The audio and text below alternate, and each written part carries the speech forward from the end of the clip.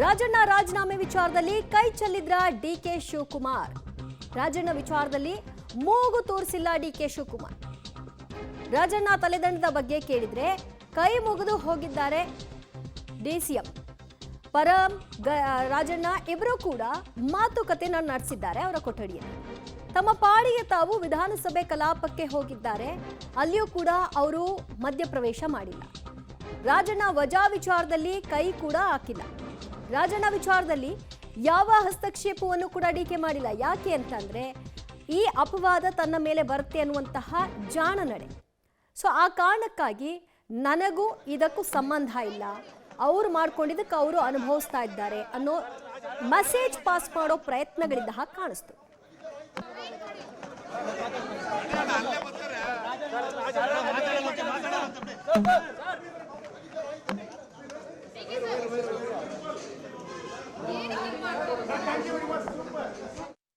ಮತ್ತಷ್ಟು ಮಾಹಿತಿ ಪಡೆಯೋಣ ನಮ್ಮ ಪ್ರತಿನಿಧಿ ರವೀಶ್ರಿಂದ. ರವೀಶ್, ಡಿಕೆ ಶಿವಕುಮಾರ್ ಅವರ ಈ ಮೌನ ಮತ್ತು ನನಗೂ ಇದಕ್ಕೂ ಸಂಬಂಧ ಇಲ್ಲ ಅನ್ನೋ ರೀತಿಯ ನಡೆ, ಇದನ್ನೆಲ್ಲ ಗಮನಿಸ್ತಾ ಇದ್ರೆ ಏನೇ ಮಾಡೋಕ್ಕೆ ಹೋದ್ರೂ ನನ್ನಿಂದ ಆಯ್ತು ಅನ್ನೋ ಅಪವಾದ ಬರುತ್ತೆ, ಬದಲಾಗಿ ಸೈಲೆಂಟ್ ಆಗಿರೋದೇ ಬೆಟರ್ ಅನ್ನುವಂತಹ ನಿಲುವಿಗೆ ಬಂದಿದ್ದಾರಾ? ಆ ಮೆಸೇಜ್ ಪಾಸ್ ಮಾಡ್ತಾ ಇದ್ದಾರಾ ಈ ಮೌನದ ಮೂಲಕವಾಗಿ?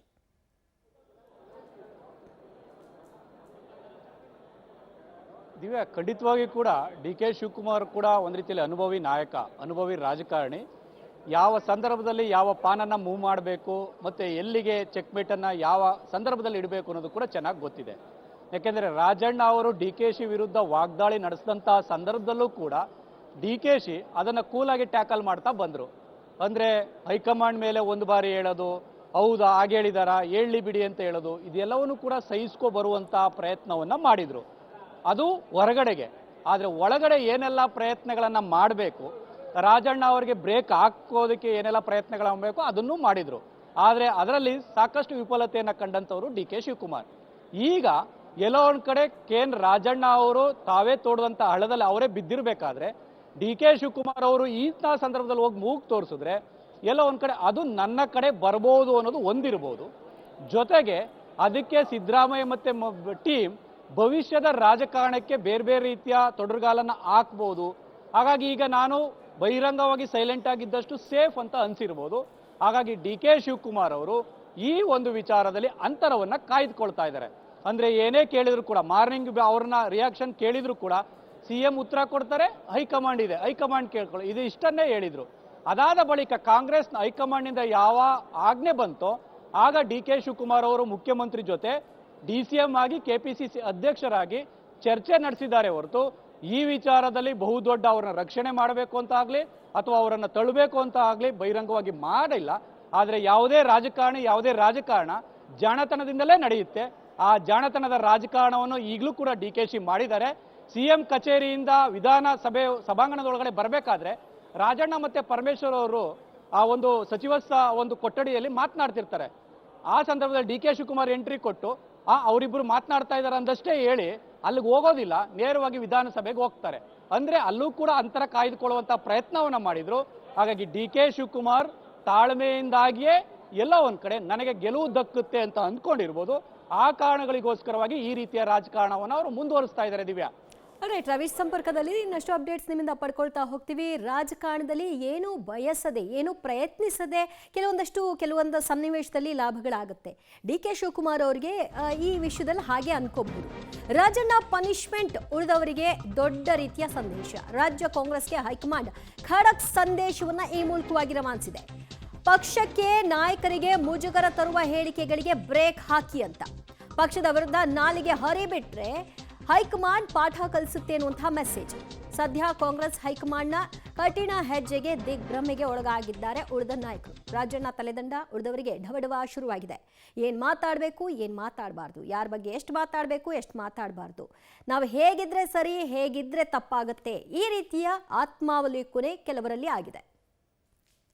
ಅದಷ್ಟು ಮಾಹಿತಿ ಪಡೆಯೋಣ ನಮ್ಮ ಪ್ರತಿನಿಧಿ ರವೀಶ್ರಿಂದ. ರವೀಶ್, ಕೆಲವೊಂದಷ್ಟು ಕಠಿಣ ನಿರ್ಧಾರಗಳು ಕೆಲವರಿಗೆ ಮೆಸೇಜ್ ಪಾಸ್ ಮಾಡಲಿಕ್ಕೂ ಕೂಡ ಇರುತ್ತೆ.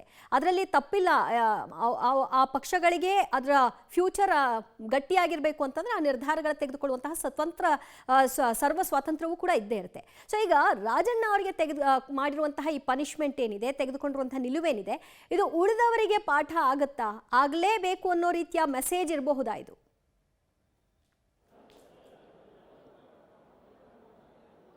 ದಿವ್ಯಾ, ಖಂಡಿತವಾಗಿಯೂ ಕೂಡ ರಾಜಣ್ಣ ಅವರ ವಿರುದ್ಧ ಇವತ್ತಾಗಿರ್ತಕ್ಕಂಥ ಕ್ರಮ ಏನಿದೆ, ಇದು ಕಾಂಗ್ರೆಸ್ನ ಭವಿಷ್ಯದ ರಾಜಕಾರಣದ ಪ್ರಶ್ನೆನಾ ಅನ್ನೋದು ಕೂಡ ಈಗ ಸಾಕಷ್ಟು ವಿಶ್ಲೇಷಣೆಗಳಾಗ್ತಾ ಇದೆ. ಅಂದರೆ ಕಾಂಗ್ರೆಸ್ನ ಹೈಕಮಾಂಡ್ನ ನಿಲುವು ಇದೇ ರೀತಿ ಕಠಿಣವಾಗಿದ್ದರೆ ಮುಂದೆಯೂ ಕೂಡ ಸಾಕಷ್ಟು ನಾಯಕರುಗಳಿಗೆ ಇದೇ ರೀತಿಯ ಅಸ್ತ್ರ ಪ್ರಯೋಗ ಆದರೂ ಕೂಡ ಅಚ್ಚರಿ ಇಲ್ಲ ಅನ್ನೋ ಮಾತುಗಳು ಕೇಳಿ ಬರ್ತಾ ಇದೆ. ಅದ್ರ ಜೊತೆಗೆ ಮುಂದೆ ಏನೇ ನಿರ್ಧಾರಗಳನ್ನು ತೆಗೆದುಕೊಂಡ್ರೂ ಕೂಡ ಹೈಕಮಾಂಡ್ ಇಷ್ಟೇ ಕಟಿಬದ್ಧವಾಗಿ ಕಠಿಣವಾಗಿ ಇರುತ್ತೆ ಅನ್ನೋ ಸಂದೇಶ ಏನಾದರೂ ರವಾನೆ ಮಾಡೋದಾದರೆ ಖಂಡಿತವಾಗಿಯೂ ಕೂಡ ಮುಂದೆ ಆಗುವಂಥ ರಾಜಕೀಯ ಭವಿಷ್ಯದ ಲೆಕ್ಕಾಚಾರಗಳು ಕೂಡ ಎಲ್ಲವೂ ಕೂಡ ಉಲ್ಟಾಪಲ್ಟಾ ಆಗುವಂಥ ಚಾನ್ಸಸ್ ಕೂಡ ಜಾಸ್ತಿ ಇರುತ್ತೆ. ಹಾಗಾಗಿ ಇದು ಎಲ್ಲ ನಾಯಕರುಗಳು ಕೂಡ ಪಾಠ ಅಂತಲೂ ಕೂಡ ಹೇಳಲಾಗ್ತಾ ಇದೆ. ಈಗ ರಾಜಣ್ಣ ಅವರಿಗೆ ಒಂದು ವಜಾ ಪನಿಷ್ಮೆಂಟ್ ಆಗಿದೆ, ಇನ್ನೊಂದು ಪನಿಷ್ಮೆಂಟ್ ಇದೆ, ಅದು ಉಚ್ಚಾಟನೆ ಪನಿಷ್ಮೆಂಟ್. ಅದು ಆಗುತ್ತಾ ಇಲ್ವೋ ಅನ್ನೋದಕ್ಕೆ ಇವತ್ತು ಸಂಜೆ ಒಳಗಡೆ ಅಧಿಕೃತವಾಗಿ ಗೊತ್ತಾಗುತ್ತೆ. ಈ ಸಂದರ್ಭದಲ್ಲಿ ಒಂದು ಪನಿಷ್ಮೆಂಟ್ ಕೊಟ್ಟಾಗಿದೆ ಸಾಕು ಅನ್ನೋ ನಿಟ್ಟಿನಲ್ಲಿ ಆ ಹೈಕಮಾಂಡ್ನ ಕನ್ವಿನ್ಸ್ ಮಾಡುವಂಥದ್ದಕ್ಕೂ ಕೂಡ ಮುಖ್ಯಮಂತ್ರಿ ಸಿದ್ದರಾಮಯ್ಯ ಅವರು ಹೋಗಿದ್ದಾರೆ ಅಂತ ಹೇಳಲಾಗ್ತಾ ಇದೆ. ಇನ್ನೂ ಕನ್ಫರ್ಮ್ ಇಲ್ಲ. ಹಾಗಾಗಿ ಅಂತಿಮವಾಗಿ ಯಾವ ನಿರ್ಧಾರಕ್ಕೆ ಬರ್ತಾರೆ ಅನ್ನೋದು ಕೂಡ ಕಾದು ನೋಡಬೇಕಾಗತ್ತೆ. ಒಂದಂತೂ ಸತ್ಯ, ಇಷ್ಟು ದಿನಗಳ ಕಾಲ ರಾಜಣ್ಣ ಅವರ ಈ ಒಂದು ಹೇಳಿಕೆಗಳ ಟ್ರ್ಯಾಕ್ ರೆಕಾರ್ಡನ್ನು ನೋಡೋದಾದ್ರೆ ಹೈಕಮಾಂಡ್ ನಾವು ಇಷ್ಟು ದಿನಗಳ ಕಾಲ ಕಾಯ್ಕೊಂಡು ಬಂದಿದ್ದೇ ಒಳ್ಳೆ ಒಂದು ಕಡೆ ನಮ್ಮ ತಾಳ್ಮೆಯನ್ನ ಪರೀಕ್ಷೆ ಮಾಡಿದ್ರು ಅಂತ ಹೇಳಿ ಈಗ ಈ ಒಂದು ಕಠಿಣ ನಿರ್ಧಾರಕ್ಕೆ ಬಂದಿರತಕ್ಕಂಥದ್ದು. ಇದು ಮುಂದಿನ ಎಲ್ಲಾ ಲೆಕ್ಕಾಚಾರಗಳನ್ನು ಕೂಡ ಬದಲಿಸುವಂತ ಚಾನ್ಸಸ್ ಜಾಸ್ತಿ ಇರುತ್ತೆ. ದಿವ್ಯಾ, ಥ್ಯಾಂಕ್ ಯು ರವೀಶ್ ನಿಮ್ಮೆಲ್ಲ ಮಾಹಿತಿಗೆ. ಇನ್ ಕೇಸ್ ರಾಜಣ್ಣ ಅವ್ರ ವಿಷಯದಲ್ಲಿ ಉಚ್ಚಾಟನೆ ಅಂತ ನಿರ್ಧಾರ ತೆಗೆದುಕೊಂಡ್ರು ಕೂಡ ಕಾಂಗ್ರೆಸ್ಗೆ ಏನು ಲಾಸ್ ಇಲ್ಲ, ಒಂದು ನಂಬರ್ ಕಮ್ಮಿ ಆಗುತ್ತಷ್ಟೇ. ಪಕ್ಷಕ್ಕೇನೋ ಆಗ್ಬಿಡುತ್ತೆ, ಸರ್ಕಾರಕ್ಕೇನೋ ಆಗ್ಬಿಡುತ್ತೆ ಅನ್ನೋ ರೀತಿಯ ಪ್ರಮೇಯ ಅಂತೂ ಇಲ್ಲವೇ ಇಲ್ಲ.